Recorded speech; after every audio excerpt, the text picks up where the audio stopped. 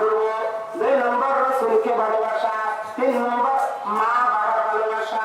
এই 3 ভালোবাসার মধ্যে প্রথম 2 ভালোবাসা আল্লাহ আল্লাহ রাসূলের ভালোবাসা যদি কারোর মধ্যে না থাকে সে মুসলমান হলে ঈমানদার হবে না। আল্লাহ নবী সাল্লাল্লাহু আলাইহি ওয়াসাল্লাম হাদিসের মধ্যে বলেছেন, তোমাদের মতো ওই ব্যক্তি, ওই ঈমানদার মুমিন ব্যক্তি ততক্ষণ পর্যন্ত খাঁটি মুমিন হইতে পারবে না, খাঁটি ঈমানদার হইতে পারবে না, যতক্ষণ পর্যন্ত সে তার সমস্ত আসবাবপত্র থেকে, সমস্ত জান-মাল থেকে, সমস্ত সন্তান সন্ততি থেকে, অর্জিত সমস্ত সব সম্পত্তি থেকে, মা বাবা থেকে, আত্মীয় স্বজন থেকে, ঘর বাড়ি নারী গাড়ি থেকে আল্লাহ আল্লাহ রাসূলকে মহব্বত না করবে সে কখনো প্রকৃত ঈমানদার হইতে পারবে না। 3 ভালোবাসার মধ্যে 2 ভালোবাসা আমাদের জন্য অপরিহার্য। অবশ্যই মহব্বত করতে হবে, ভালোবাসা রাখতে হবে, না হলে কিন্তু নিজেকে ঈমানদার বলে পরিচয় দেওয়া যাবে না। যদিও বাঙালি আদমশুমারিতে আমাকে মুসলমান হিসেবে গণবে, যদিও কি বাংলাদেশে আমার আদমশুমারিতে খাতায় আমার নাম মুসলমান হিসেবে উঠবে, কিন্তু ফেরেশতার যে একটা খাতা আছে ওই খাতার মধ্যে আমাকে ঈমানদার দেওয়া হবে না। ওই খাতার মধ্যে নিজেকে যদি ঈমানদার করতে হয়, নিজেকে আল্লাহ এবং আল্লাহ রাসূলকে দুনিয়ার যাবতীয় সমস্ত আসবাবপত্র থেকে, দুনিয়ার সমস্ত সব কিছু থেকে বেশি মহব্বত করতে হবে। যদি বেশি মহব্বত না করি তাহলে আল্লাহ রাব্বুল আলামিন আমাদের কাউকে খাঁটি ঈমানদার হিসেবে কিয়ামতের ময়দানে পরিচয় দিবে না। এই জন্য আল্লাহ তাআলার কাছে নিজেকে যদি খাঁটি ঈমানদার হিসেবে পরিচয় দিতে হয়, 1 নম্বর আল্লাহ, 2 নম্বর রাসূল, এই দুই ভালোবাসাকে নিজের কলবের মধ্যে জায়গা দিতে হবে। যেই বান্দা দুনিয়ার মধ্যে 2 ভালোবাসাকে কলবের মধ্যে জায়গা দিয়েছে সে কামিয়াব হয়েছে, সাকসেস হয়ে গিয়েছিল। আপনি আজ থেকে 1400 বছর পূর্বে আকায় মাদানী নূরে মদিনা মুহাম্মদুর রাসূলুল্লাহ সাল্লাল্লাহু আলাইহি ওয়াসাল্লামের সহজদান ওই পরিস্থিতি, ওই পরিবেশের মধ্যে যান। দেখেন নবী আলাইহিস সালাতু ওয়াস সালাম যখন পৃথিবীতে আগমন করলেন, নিজের 40টা বছর মদিনা মক্কাবাসীদের সাথে কাটায় দিলেন। কাটায় দেওয়ার পরে 40 বছর পরে যখন নবুয়তের দাবির নবুয়ত প্রাপ্ত হলেন, মানুষের কাছে যখন নবুয়তের দাওয়াত দিলেন, সকল মানুষকে বললেন, তোমরা বলো লা ইলাহা ইল্লাল্লাহ, লা ইলাহা ইল্লাল্লাহ, ফাদাখালাল জান্নাহ, ফাদাখালাল জান্নাহ। তোমরা এই কথার স্বীকৃতি দাও, তোমরা এই কথার ঘোষণা দাও, মনে প্রাণে কথা বিশ্বাস করো যে আল্লাহ ছাড়া কোনো মাবুদ নাই, আল্লাহ ছাড়া কোনো মাবুদ নাই। সাহাবায়ে কেরাম রিদওয়ানুল্লাহি তাআলা আজমাইন থেকে আবু বকর এই কথা বিশ্বাস করলেন, উদার মনে নির্দ্বিধায় চিন্তায় আল্লাহ আল্লাহ রাসূলকে ভালোবেসে কালিমার প্রতি ঈমান নিয়ে আসলেন। আল্লাহ তাআলা এই কালামের পাকের মধ্যে তার জান্নাতের ঘোষণা করে দিয়ে দিলেন। আবু বকর জান্নাতে বলেন সুবহানাল্লাহ। ওমর রাদিয়াল্লাহু তাআলা কঠোর মেজাজের মানুষ ছিলেন, ইসলামকে গ্রহণ করতে বরদাস্ত করতে পারেন নাই। নিজের বোন ইসলাম গ্রহণ করেছে শুনলেন, নাঙ্গা উন্মুক্ত তলোয়ার খাপ মুক্ত করে বোনের গর্দান গান থেকে আলাদা করার জন্য বোনের ঘরে চলে গেলেন। কালিমার দাওয়াত, ঈমানের দাওয়াত, কোরআনের নূরের স্পর্শে এসে হযরত ওমর ফারুক রাদিয়াল্লাহু তাআলা তরবারিকে কাপড় করে রাসূলের কাছে আসিয়া বললেন, নবী আমাকে মুসলমান বানায় দেন, আমাকে পড়ায় দেন আশহাদু আল্লা ইলাহা ইল্লাল্লাহু ওয়া আশহাদু আন্না মুহাম্মাদান আবদুহু ওয়া রাসূলুহু। নবী আলাইহিস সালাতু ওয়াস সালামের কাছে আসেন হযরত ওমর ফারুক রাদিয়াল্লাহু তাআলা কালিমার গৌরব জীবন গ্রহণ করে আল্লাহ আল্লাহ রাসূলের মহব্বত দিলের মধ্যে ঢুকাইয়া দিলেন। দিলের মধ্যে ঢুকাইয়া দেওয়ার পর আসমানের মালিকের পক্ষ থেকে গুণ ঘোষণা আসে, ওমর জান্নাতি, ওমর জান্নাতি। আগে গুণ পুরুষটি মূর্তি পূজার মহব্বত দিলের মধ্যে ছিল, ওইগুলো পূজা করে বাহির করে দিয়া কলিজাকে স্বচ্ছ পরিষ্কার করে আল্লাহ আল্লাহ রাসূলের মহব্বত আর ভালোবাসা হৃদয়ের মধ্যে ঢুকাইয়া দিলেন। আসমানের মালিক, জমিনের মালিক, পুরো কায়নাতের স্রষ্টা আমার আপনার রব আল্লাহ তাআলা ডাক দিয়া বলতেছেন, আবু বকর জান্নাতি। উমর জান্নাতি, ওসমান জান্নাতি, আলী জান্নাতি, অমুক অমুক জান্নাতি। সুবহানাল্লাহি ওয়া বিহামদিহি সুবহানাল্লাহিল আযীম। কিসের কারণে? দুনিয়ার মহব্বত দিল থেকে বাহির করছেন, আল্লাহর মহব্বত দিলের মধ্যে ঢুকাইছেন। এই ঢুকানোর কারণে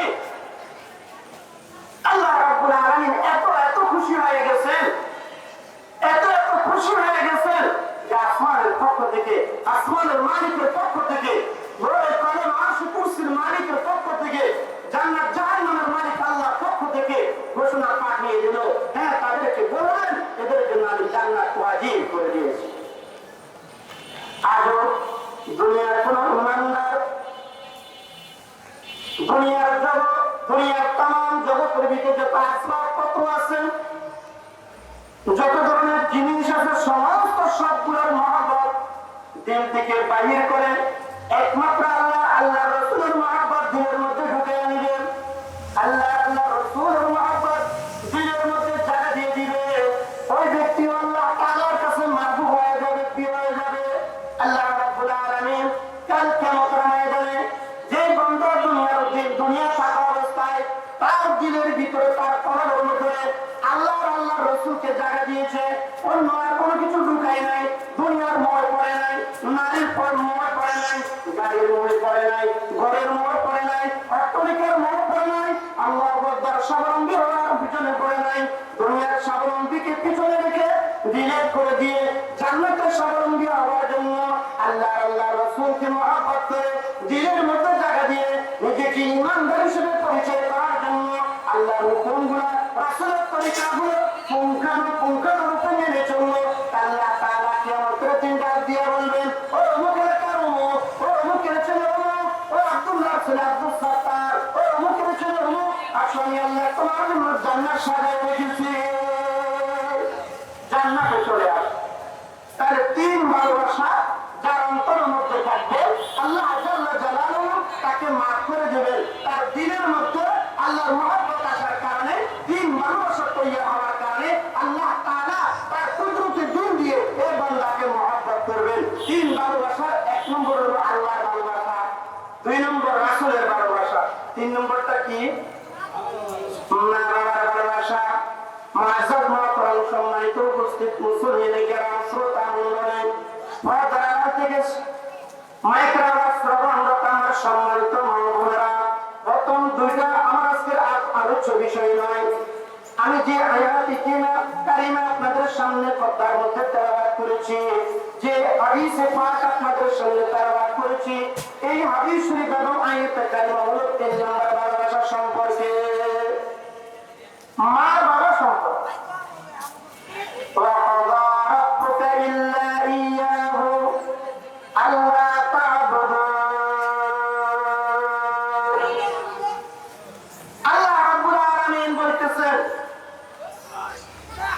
তোমাদেরকে উপদেশ দেওয়া হয়েছে, হুকুম দেওয়া হয়েছে, তোমরা মা বাবার নাফরমানি করিও, মা বাবার সাথে বেয়াদবি করিও না, মা বাবার সাথে তোমরা অসম্মানে আচরণ করিও না, খারাপ কোন আচরণ মা বাবার সাথে করিও না। এজন্য আয়াতে কারিমার মধ্যে আল্লাহ তাআলা বলতেছেন, আর হাদিস যেটা আপনাদের সামনে তেলাওয়াত করেছি, আল্লাহ নবী সাল্লাল্লাহু আলাইহি ওয়াসাল্লাম বলতেছেন, আল জান্নাতু তাহতা আসবাবিল উম্মাহাত, মা বাবার পায়ের নিচে সন্তানের বেহেশত। মা বাবার বলেন, মা বাবার পায়ের নিচে সন্তানের কি বেহেশত? বেহেশত মানে কি? আরামের জায়গা, শান্তির জায়গা, সুখের জায়গা, শান্তিতে বসবাসের জায়গা। আপনি মা বাবাকে দুনিয়ায় খুশি করে দেবো, তো দুনিয়া আল্লাহ তাআলা আপনাকে খুশি করে দেবে। আর দুনিয়ার মা বাবাকে অসন্তুষ্ট করবে, আল্লাহ তাআলা দুনিয়া আখিরাত উভয় জায়গায় আপনাকে অসন্তুষ্ট করে দেবে। এটা হলো আয়াত এবং হাদিস শরীফের সাধারণ অনুবাদ। আমি আলোচনার পাশে আরো বিস্তারিত আলোচনা করার জন্য চেষ্টা করবো, সময় যদিও সংক্ষিপ্ত, তারপরে শেষ করার জন্য চেষ্টা করবো ইনশাআল্লাহ। তিন নম্বর আলোচনা হলো মা বাবার খুশি। হাদিসের মধ্যে রাসূল কারীম সাল্লাল্লাহু আলাইহি ওয়াসাল্লাম বলতেছেন, তোমার সন্তুষ্টি, আল্লাহ তাআলা তোমার উপর তখন সন্তুষ্ট হবেন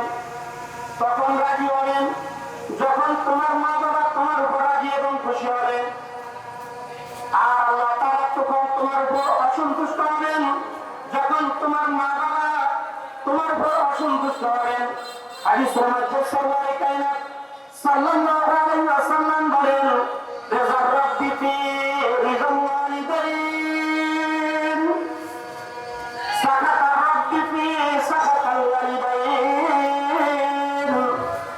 আল্লাহর হাবিব আমার আপনার আকা, আমার আপনার কোরআনের উজুর করা মহব্বতের ব্যক্তি দোজানের সরদার মুহাম্মদুর রাসূলুল্লাহ সাল্লাল্লাহু আলাইহি ওয়াসাল্লাম বলতেছেন, রিযা রাব্বি ফি রিযাল ওয়ালিদাইন, সাকাতা রাব্বি ফি সাকাতাল ওয়ালিদাইন। তুমি যদি আল্লাহ তাআলার সন্তুষ্টি চাও তাহলে তুমি তোমার মা বাবাকে তোমার উপর সন্তুষ্টি করো, আর তুমি যদি তোমার উপর তোমার মা বাবাকে সন্তুষ্টি করতে পারো, রাজি করতে পারো, তাহলে আল্লাহ তাআলা তোমার প্রতি রাজি এবং খুশি হয়ে যাবে। বলুন সুবহানাল্লাহ। আর যদি মা বাবা তোমার প্রতি কোনো কারণে অসন্তুষ্ট হয়ে যায়, নারাজ হয়ে যায়, তাহলে আল্লাহ তাআলা তোমার উপর অসন্তুষ্ট হয়ে যাবেন।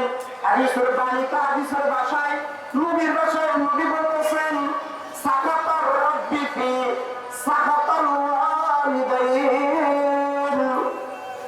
তোমার মা বাবা যদি তোমার প্রতি অসন্তুষ্ট হয়ে যায় তাহলে আল্লাহ তাআলা তোমার প্রতি অসন্তুষ্ট হয়ে যায়।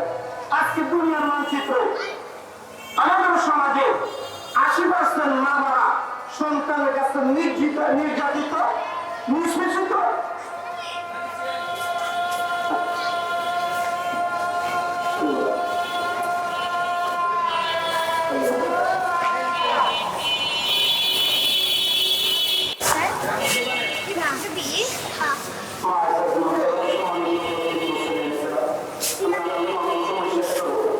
যে কথাটা আপনাদের সামনে আমি বলতে চেয়েছিলাম, আল্লাহ রাব্বুল আলামিন কালামে পাকের মধ্যে মানব জাতিকে উপদেশ দিচ্ছেন যে আল্লাহর পরে তোমরা আল্লাহর রাসূলকে ভালোবাসবে, এরপর আল্লাহর রাসূল সাল্লাল্লাহু আলাইহি ওয়াসাল্লামের পরে তোমরা তোমাদের মা বাবাকে তোমরা মহব্বত করো।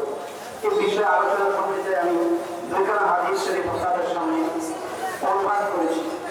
তারপরে যে কথাটা বলতেছিলাম যে মা বাবা আমরা যদি মা বাবাকে সন্তুষ্ট করতে পারি তাহলে আল্লাহ রাব্বুল আলামিন আমাদের উপর সন্তুষ্টি হবেন, আর আমরা যদি মা বাবাকে যদি অসন্তুষ্ট করি আল্লাহ তাআলা আমাদের উপর অসন্তুষ্টি হবেন।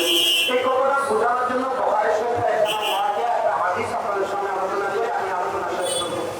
এর পূর্বে আমি যে কথাটা বলতে চেয়েছিলাম, আজকে পৃথিবীর মানচিত্রে যত মানুষ নির্যাতিত আর নিষ্পেষিত আছে, এদের মধ্যে সবচেয়ে বড় নির্যাতিত আর নিষ্পেষিত হলো মা আর বাবা।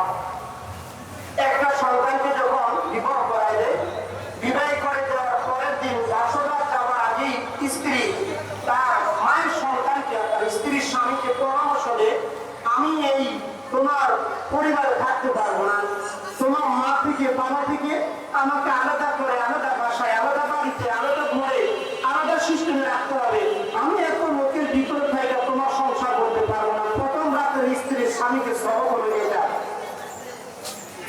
এটাই সবক দেয়। সবক দিয়া বাসর রাত যায়, পরের দিন যায় আবার অনুষ্ঠানের আগেই সন্তান মায়ের কাছে যায়, বাবার কাছে যায়, বলে বাবা এতদিন পর্যন্ত আমি তোমাদের কাছে ছিলাম, কিন্তু আমি আর তোমাদের কাছে থাকতে পারলাম না, আমার আলাদা করে দাও। বরং তো এটা কোনো জ্ঞানী সন্তানের কাজ? একজন রূপবতী স্ত্রী পাইলে খুবই সুন্দর, বাংলাদেশে খুব সুন্দর হয় না, কিন্তু আপনি বলেন তো এই রূপবতী সুন্দর স্ত্রী পায়া মর্যাদাশীল যে মায়ের পায়ের নিচে আপনার জানলে ওই মাকে যদি নিষ্পেষিত করে আপনি পথে নিয়ে যদি দূরে সুখের জন্য চলে যান, আমার খোদার জাতের কসম করে বলতে পারি আপনি 70 ভাগ আসমান আর জমিন পানি দিলেও মাকে অসন্তুষ্ট করে পৃথিবীর কোথাও নয়, জমিনের নিচে আসমানের উপরে কোথাও শান্তি পাবেন না। কথা ঠিক বলাতে কোথাও কোনো শান্তি পাবেন না। আল্লাহ রাব্বুল আলামিন বলতেছেন, আমি তোমার জন্য সুখ রেখে দিয়েছি, শান্তি রেখে দিয়েছি তোমার পায়ের নিচে। সুতরাং মায়ের খেদমত করো, বাবার খেদমত করো,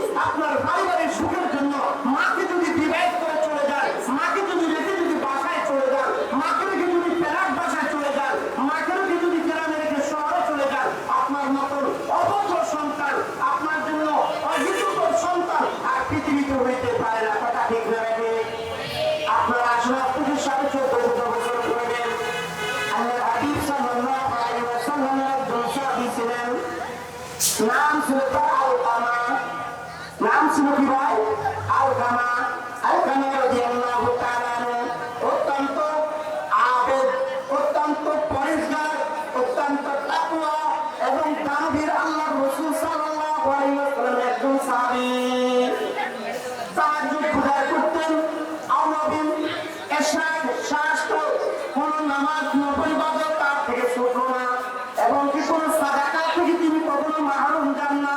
যখন সুযোগ হয় রব্বি কারিমের রাস্তা উন্মুক্ত আসছে, না দেখে পকেট থেকে উন্মুক্ত ভজনে উন্মুক্ত রাস্তা দান করে দেন। কিন্তু যখন তার মৃত্যু ঘনিয়ে আসলো, মৃত্যুর সময় তার কান্না নসিব হয় না।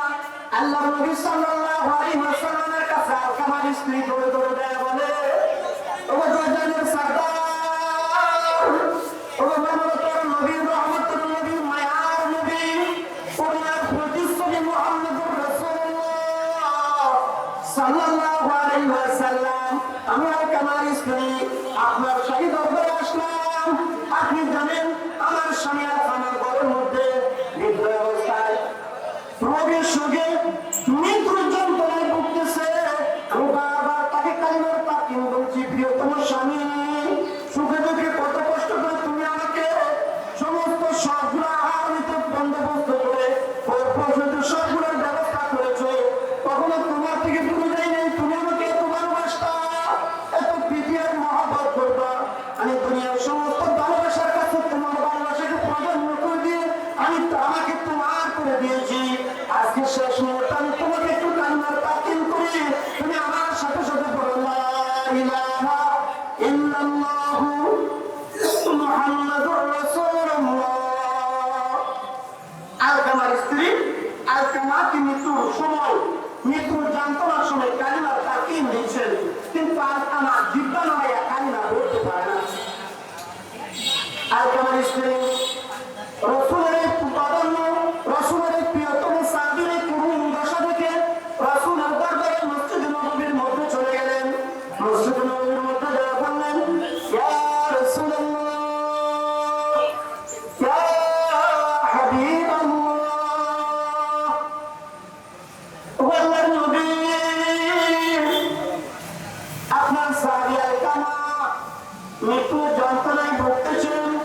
আমি তাকে কালিমা তাসকিন করে কালিমা পড়ার জন্য বারবার তার মুখের কাছে কানের কাছে কালিমা হয়।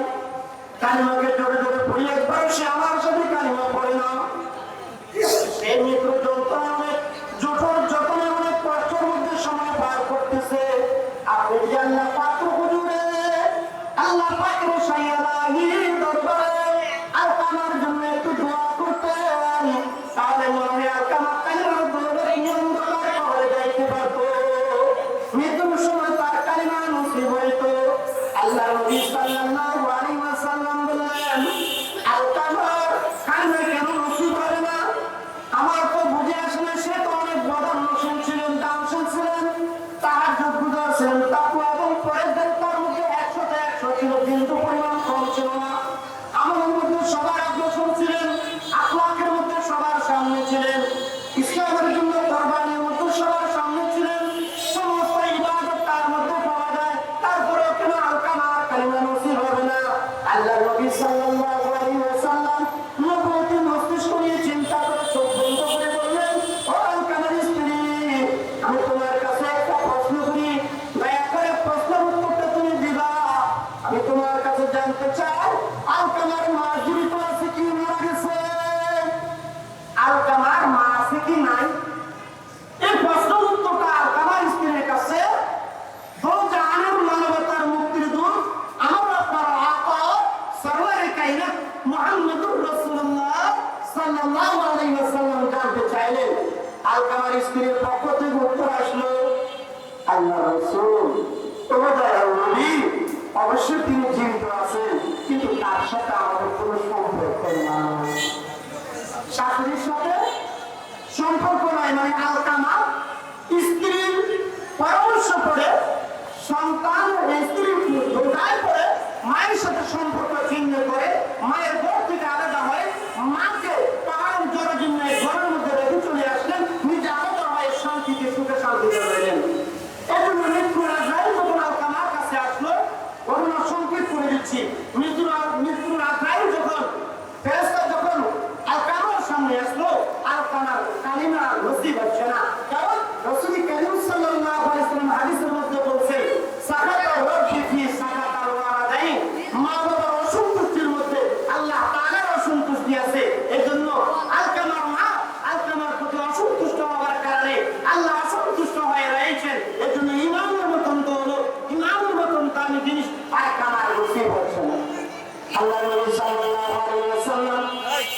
বেলাল আবু বকর সাহাবীদেরকে ডাক দিয়ে বললেন, যাও আলকামার মাকে ডাকিয়ে নিয়ে আসো, আলকামার মাকে ডাকিয়ে নিয়ে আসো। আলকামার মাকে ডাকা বললো, আলকামার মা রাসূলের কাছে আসার মতো কোনো সুস্থ শরীর নাই। ঢাকায় একটু আকবর নামক ইমাম কিতাবের মধ্যে ইমাম গাজ্জালী রাহমাতুল্লাহ আলাইহি লিখতেছেন, ওই পাহাড়ের উপর থেকে আলকামার মা নেমে যতটুকু পথ দিয়ে রাসূলের মসজিদের নববী পর্যন্ত আসছিলেন, রাস্তার মধ্যে ধুল পড়ে গিয়েছিল। সুবহানাল্লাহ, পায়ে রাস্তায় দাগ পড়ে গিয়েছে। আল্লাহ নবীর কাছে আসার পরে আল্লাহ নবী বলতেছেন, ওগো মা আলকামার মা, আমার মা, আপনার কাছে আপনার সন্তানের দুর্দশা অবস্থা জানা আছে কি? আল্লাহ আলকামার মা বলে, আমার কোনো সন্তান নেই। আলকামার নামে আমার কোনো সন্তান নেই ছিল, তাকে আমি দিল থেকে মুছে দিয়েছে। সে যখন যুবক ছিল তাকে অনেক লালন পালন করে যুবক করেছিলাম, সুন্দরী রূপবতী মেয়েদেরকে বিবাহ করেছিলাম। বিবাহ করার পরে স্ত্রীর পরামর্শ করে সে আমাকে আমার স্বামীর বসত বিরাট থেকে দূরে সরাইয়া দিয়েছে। আমি এক জঙ্গলে পাহাড়ের উপরে গাছ-গাছালির ভিতরে ভিন্ন ভিন্ন কাজল গাছের ঘরের ভিতরে আমি জীবন যাপন করে আমার একটি বারের জন্য আমার খবর রাখে নাই, ওই সন্তান আমার দিলের মধ্যে নাই। আল্লাহ রাসূল সাল্লাল্লাহু আলাইহি ওয়াসাল্লাম বুঝে আসার দিয়ে বললেন, আপনি আলকামাকে মাফ করে দেন। আলকামার ভাই বলে, কোন রকমে মাফ করা যাবে না। আল্লাহর নবী যখন মাকে বুঝাইতে পারলেন না, তখন বললেন, যাও আগুন জোগাড় করো, লাঠি জোগাড় করো, কেরোসিন তেল দাও, আগুন পরিচালিত করো, আগুনকে উত্তপ্ত করো। আমি রাসূল দয়ার নবী হয়ে, মায়ার নবী হয়ে, রহমতের নবী হয়ে আলকামাকে আজ আগুনের মধ্যে নিজ হাতে জ্বালাইয়া দিই। আলকামা জ্বর জ্বর করে কান্না শুরু করলেন, ইয়া রাসূলুল্লাহ, আমার চোখের সামনে আমার আলকামাকে আগুনে দিয়ে দিবেন, আমি মা হিসেবে বরদাস্ত করতে পারলাম না। ওগো রাসূল, আপনি সাক্ষী থাকেন, আমি আলকামাকে মাফ করে দিলাম। বলেন সুবহানাল্লাহ। আল্লাহ রাসূল সাল্লাল্লাহু আলাইহি ওয়াসাল্লাম বেলালকে বললেন, বেলাল বড় বড় যায় দেখো কি অবস্থা। বেলাল যায় আলকামার বাড়ির গঙ্গিনে এখনো পৌঁছে নাই, ওদূর দূর থেকে শোনা যাচ্ছে কালিমার আওয়াজ, লা ইলাহা ইল্লাল্লাহু মুহাম্মাদুর রাসূলুল্লাহ সাল্লাল্লাহু আলাইহি ওয়াসাল্লাম। ভাই দোস্ত বুজুর্গ, সংক্ষিপ্ত আলোচনা এখানে শেষ করে দেব। আমার আলোচনার শুরু থেকে অদ্য পর্যন্ত যতটুকু করেছি, এই কথার দ্বারা আমাদেরকে বলতেছেন মা বাবার খেদমত করতে হবে। মা বাবার খেদমত ছাড়া পৃথিবীতে আর কোনো উপায় নাই। যে আলোচনা হয়েছে, আল্লাহ রাব্বুল আলামিন আমাকে সহ আমাদের সকলকে এই অগোচর আলোচনার উপর আমল করার তৌফিক দান করেন। সকলে বলেন আমিন।